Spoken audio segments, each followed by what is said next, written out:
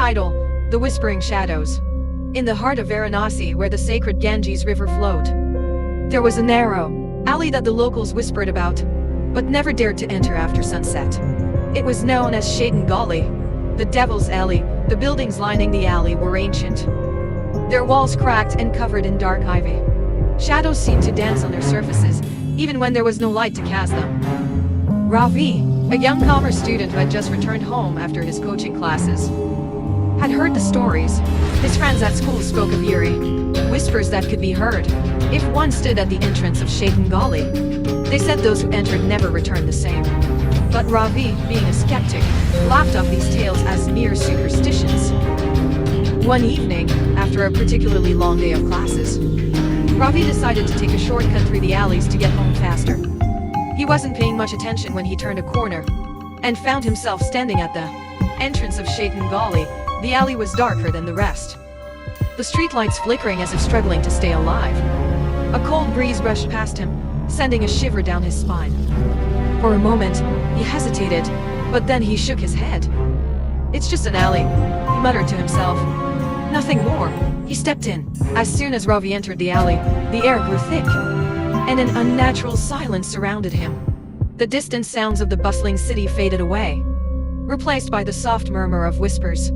He looked around but saw no one. The shadows on the walls seemed to stretch and twist, almost as if they were alive.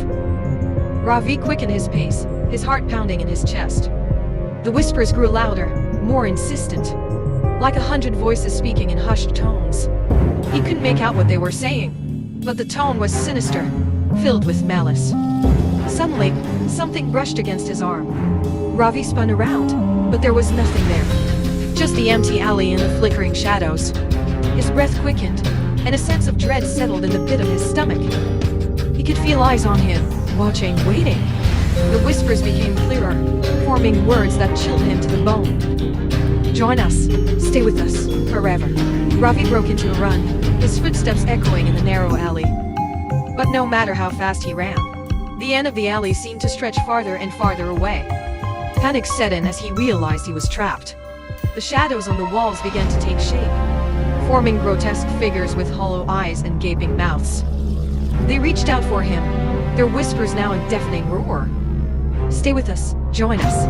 Ravi screamed and bolted toward the entrance, which now seemed impossibly far. Just when he thought he couldn't run any further, he burst out of the alley and into the street. The sounds of the city returned, and the oppressive darkness lifted. Gasping for breath, Ravi looked back at Shaitan Gali.